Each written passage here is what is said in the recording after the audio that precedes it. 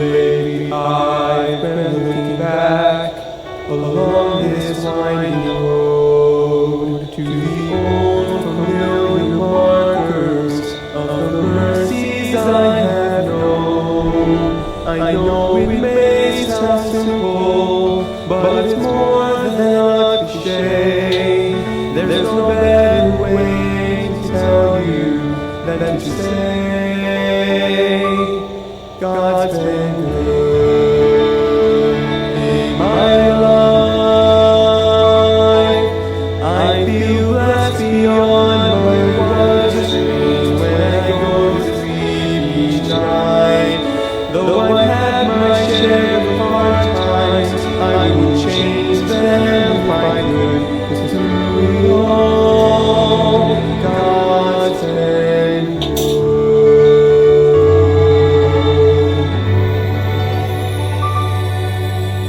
Times replaying, I can see that I've cried some bitter tears, but I felt His arms around me as I faced my greatest fears. I've had more gains than losses, and I've known more joy than hurt, as Your grace rolled down upon me undeserved. For God been good in my life. I've been blessed beyond my wildest dreams when I go to sleep each night. Though I had my share of hard times, I would change them if I could. 'Cause through it all, God's been good. God has been my Father, my Savior and my friend. His love was my beginning, and His love will be my end. I could spend forever trying to tell you everything He is, but the best way I can say it is this: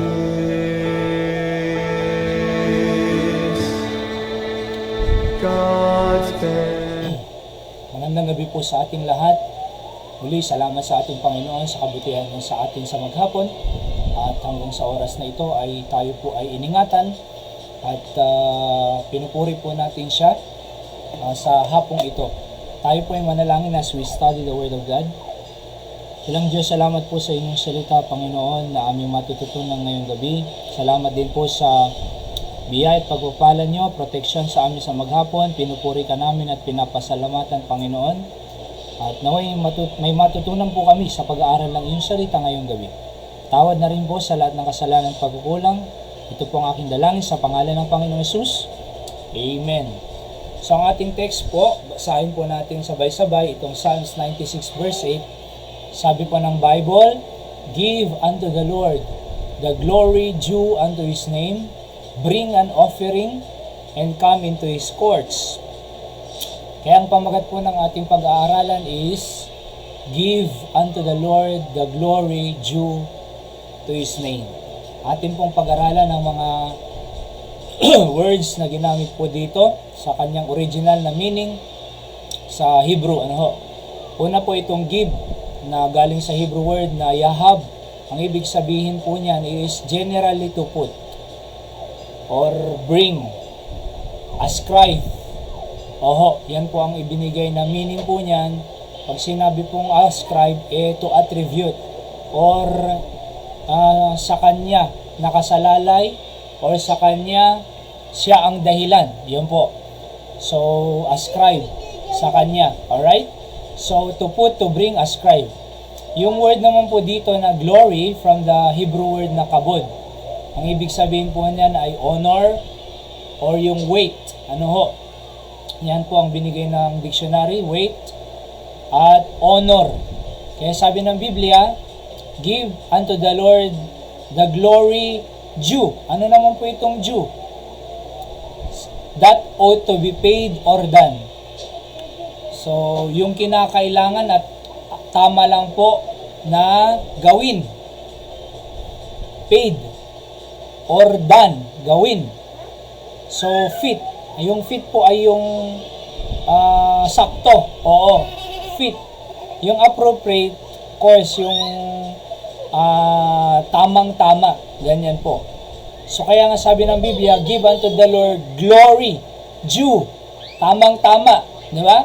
Yung fit, appropriate, at ought to be done in His name. Yung name po dyan is from the Hebrew na Shem, reputation, character, authority. Yan po ang ibinigay po ng concordance. So po, kaya give, sabi ng Biblia, unto the Lord,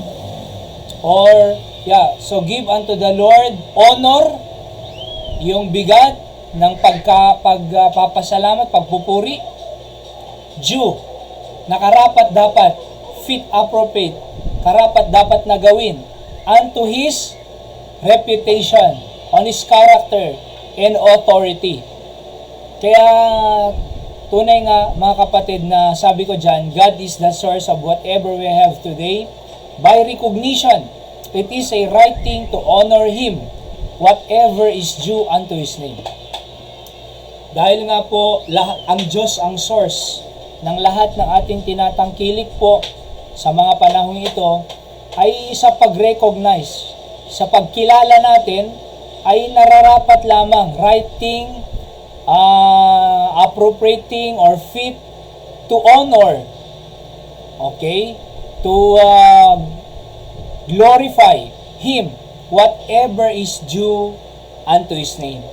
So, alam niyo po, yan po ang dapat isang matutunan natin sa araw-araw na buhay na ipinagkakaloob ng Diyos sa atin, na matutunan po natin talaga, kilalanin ang ginagawa ng Diyos araw-araw po sa atin. Po, pagising mo sa umaga, Diyos lagi ang unang maiisip.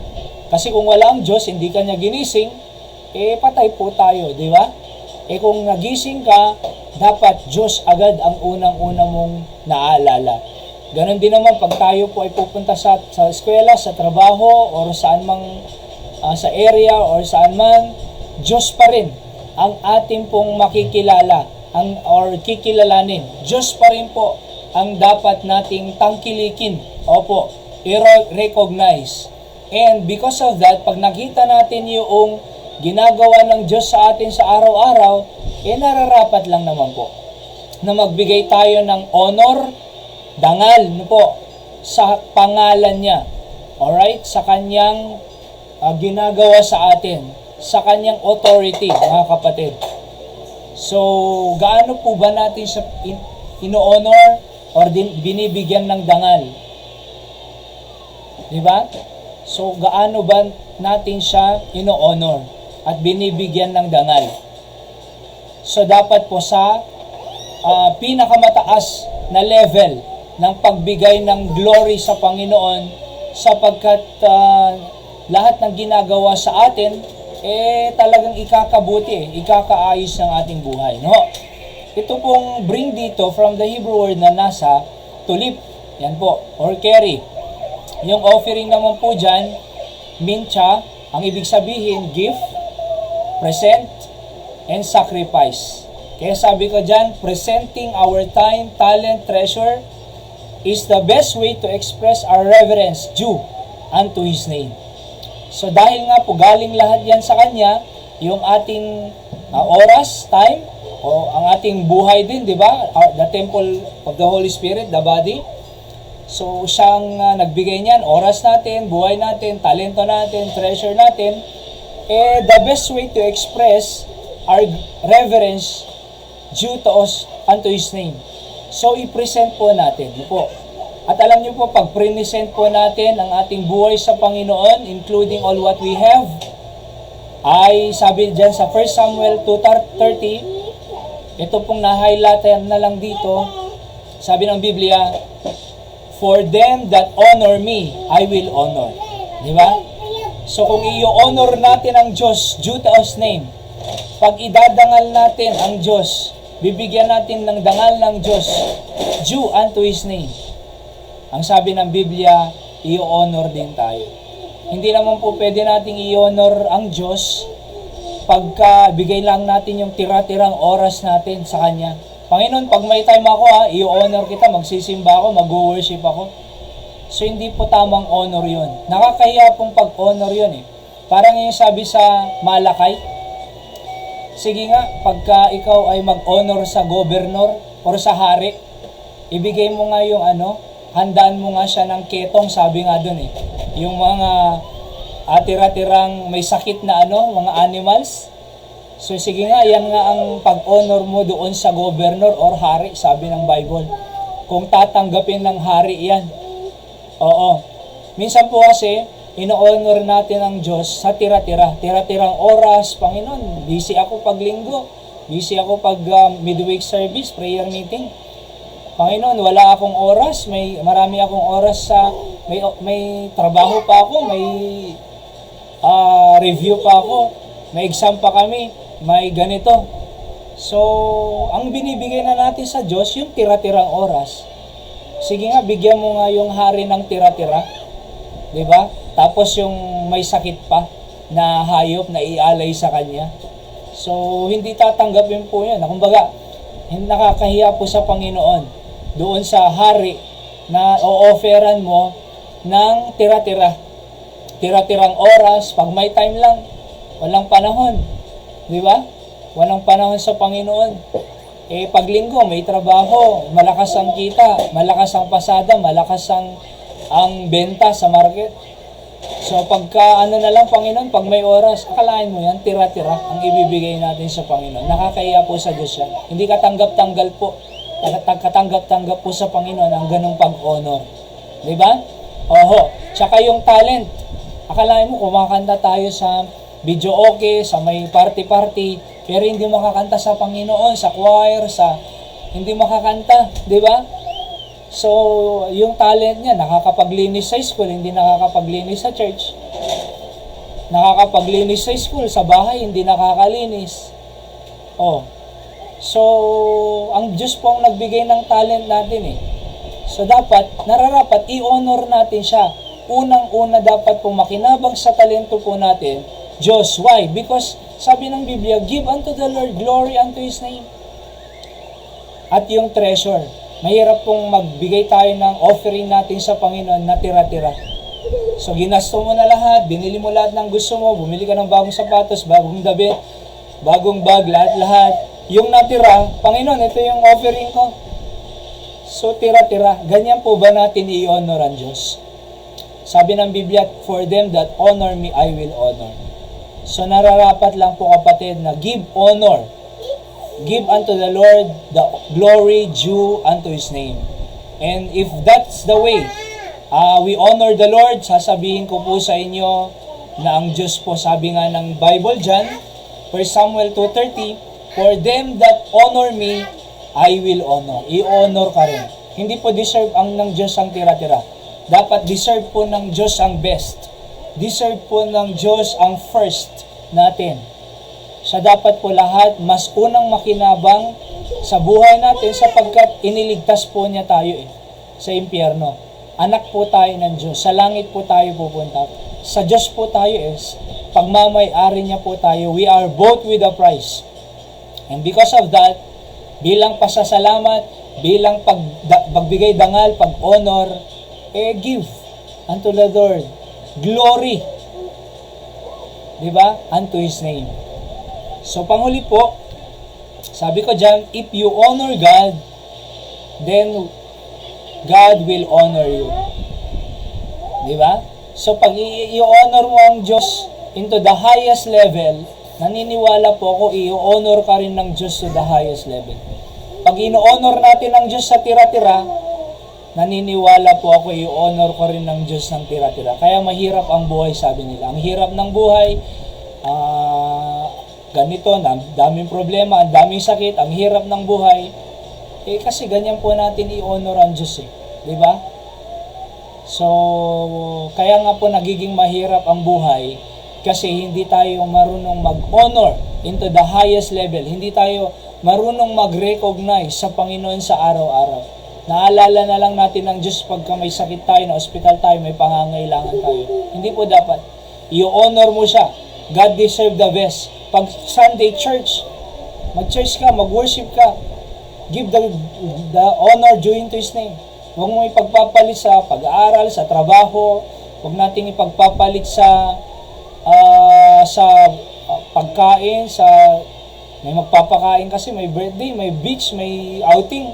Kalahin mo yan po, mas inuuna mo pa yun kaysa pag-honor sa Panginoon. So, dapat i-honor natin ang Diyos to the highest level. Sabi ko dyan, our character must be the reflection of His character. Ang character ng Diyos, love tayo, mahal tayo, gracious siya, di ba? Merciful. Kasi kung hindi siya merciful, patay na tayo eh. Oo. At gracious, kind, good, loving. Di ba?